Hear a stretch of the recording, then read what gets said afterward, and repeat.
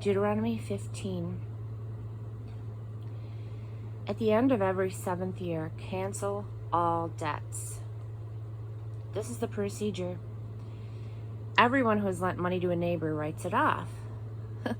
You must not press your neighbor or his brother for payment. All debts are canceled. God says so. You may collect payment from foreigners, but whatever you have lent to your fellow Israelite, you must write off. There must be no poor people among you, because God is going to bless you lavishly in this land that God your God is giving you as an inheritance, your very own land. But only if you listen obediently to the voice of God your God, diligently observing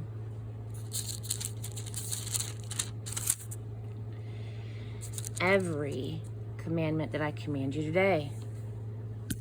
Oh, yes. God, your God, will bless you, just as he promised. You will lend to many nations, but you won't borrow from any. You will rule over many nations, but none will rule over you. When you happen on someone who's in trouble or needs help among your people with whom you live in this land that God your God is giving you, do not look the other way, pretending that you don't see them. Do not keep a tight grip on your purse. No. Look at him. Open your purse and lend whatever and as much as he needs. Don't count the cost. Don't listen to that selfish voice saying, "It's almost the 7th year, the year of all debts are canceled," and turn aside and leave your needy neighbor in the lurch, refusing to help him. He will call God's attention to you and your blatant sin. Give freely and spontaneously. Do not have a stingy heart. The way you handle matters like this triggers God, your God's blessing in everything that you do, all of your work and ventures. There are always going to be poor and needy people among you. So I command you, always be generous. Open purse and hands. Give to your neighbors in trouble, your poor and hurting neighbors. If a Hebrew man or a Hebrew woman was sold to you and has served you for 6 years, in the 7th year, you must set him or her free, released into a free life.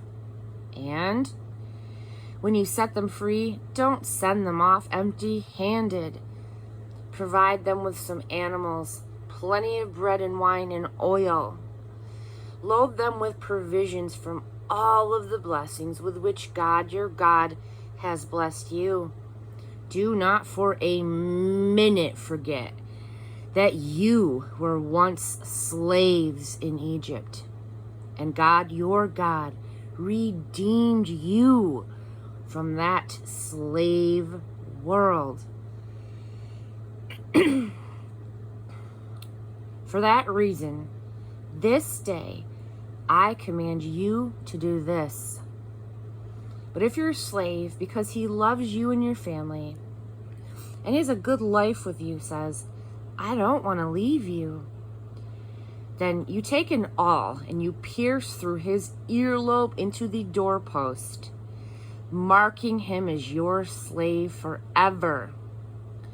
Do the same with your women slaves who want to stay with you.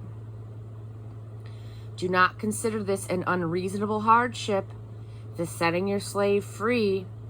After all, he has worked 6 years for you at half the cost of a hired hand.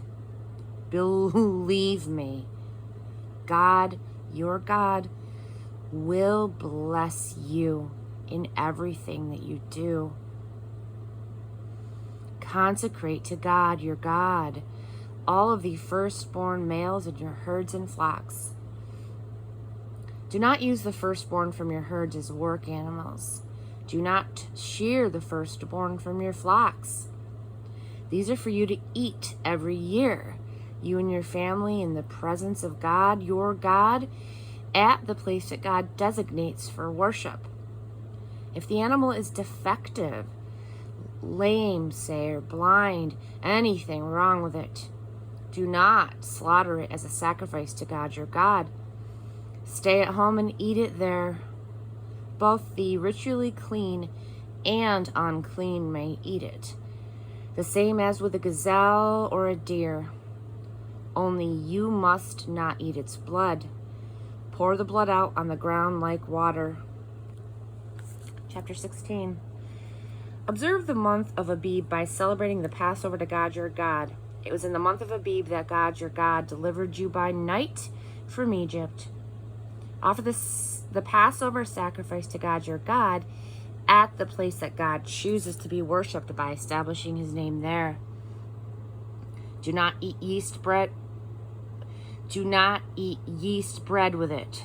For 7 days, eat it with unraised bread, hard times bread, because you left Egypt in a hurry. That bread will keep the memory fresh of how you left Egypt for as long as you live. There's to be no sign of yeast anywhere for 7 days. And don't let any of the meat that you sacrifice in the evening be left over until morning. Do not sacrifice the Passover in any of the towns that God your God gives you other than the one that God your God designates for worship. There and there only you will offer the Passover sacrifice at evening as the sun goes down, marking the time that you left Egypt. Cook and eat it at the place designated by God your God. Then at daybreak, turn around and go home. Eat unraised bread for 6 days.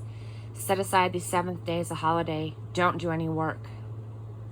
Starting from the day that you put the sickle to the ripe grain, count out 7 weeks. Celebrate the Feast of Weeks to God your God by bringing your free will offering. Give as generously as God your God has blessed you. Rejoice in the presence of God your God, you, your son, your daughter, your servant, your maid, the Levite who lives in your neighborhood, the foreigner, the orphan, and widow among you. Rejoice at the place that God your God will set aside to be worshipped. Do not forget that you were once a slave in Egypt, so be diligent in observing these regulations. Observe the Feast of Booths for 7 days when you gather the harvest from your threshing floor and your wine vat. Rejoice at your festival. You, your son, your daughter, your servant, your maid, the Levite, the foreigner, and the orphans and the widows who live in your neighborhood. Celebrate the feast to God your God for 7 days at the place that God designates.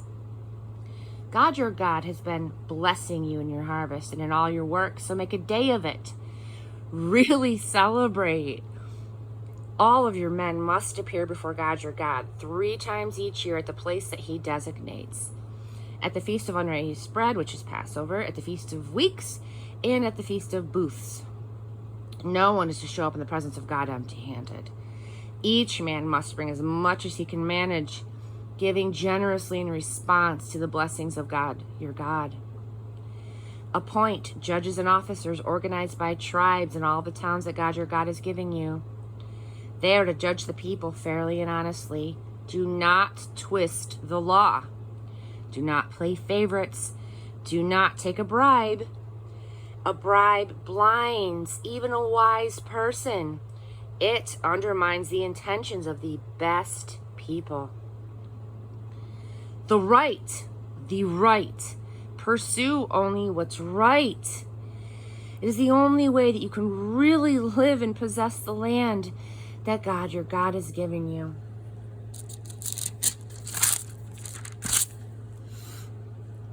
Do not plant fertility Asherah trees alongside the altar of God your God that you build. Do not set up phallic sex pillars. God your God hates them.